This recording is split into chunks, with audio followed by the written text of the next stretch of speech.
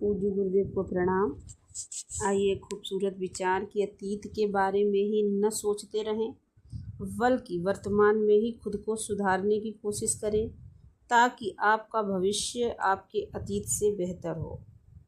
अब आइए सुनते हैं कि पूज्य मालिक बाबूजी महाराज दिव्यलोक से संदेश। रविवार 4 जुलाई 2004 प्रातः 10 बजे। अपने हृदय को उत्साहित करो।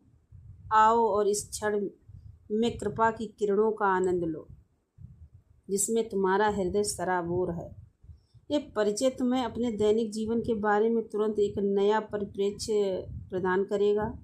जैसा कि तुम देख सकती हो, दोहराव उपयोगी है क्योंकि ये शब्द जो हमेशा एक जैसे ही होते हैं उनका तुम्हारे हृदय पर जादुई प्रभाव पड़ता है।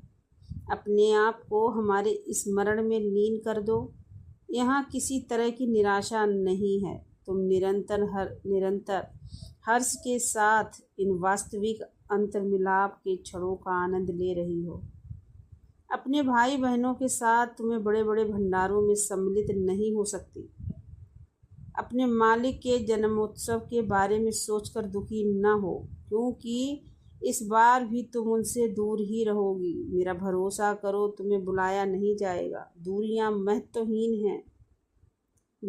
महत्वहीन हैं। हर दिन तुम्हारे लिए इस बात को गलत सिद्ध करता है क्योंकि तुम हमसे ऐसे स्तरों पर संपर्क स्थापित कर पाती हो जो जिस तक तुम्हारे भाई बहन इस माध्यम के द्वारा नहीं पहुंच सकते। जैसा कि शास्त्रों में कहा गया है कि ईश्वर के कई निवास हैं। जीवन का अस्तित्व कहीं और होता है जहां आत्मा अपनी प्रगति को पूर्णता प्रदान कर सकती है। हे मित्र, मायूस न हो।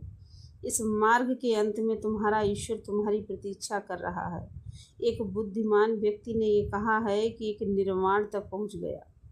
एक लंबे आरोहण के लिए धैर्य और साहस जुटाने की आवश्यकता होती है, लेकिन एक दिन उसे दैवीय लक्ष्य की प्राप्ति हो जाएगी और आत्मा अपने गहन उल्लास में उन कष्टों को भूल जाएगी जिन्हें सहन करते हुए वह इस मोड़ तक पहुंची है। मेरी बिटिया, अपनी मुस्कान, अपना हर्ष पुनः प्राप्त करो क्योंकि कुछ भी व्यर्थ नहीं है, चाहे मनुष्य अंधकार में हो या प्रकाश में।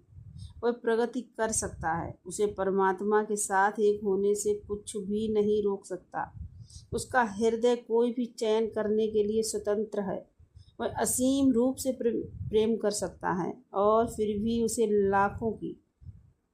उसे लोगों की आंखों से छिपाए रख सकता है। केवल हृदय के पास ही इन सभी दरवाज़ों की चाबी है। मालूम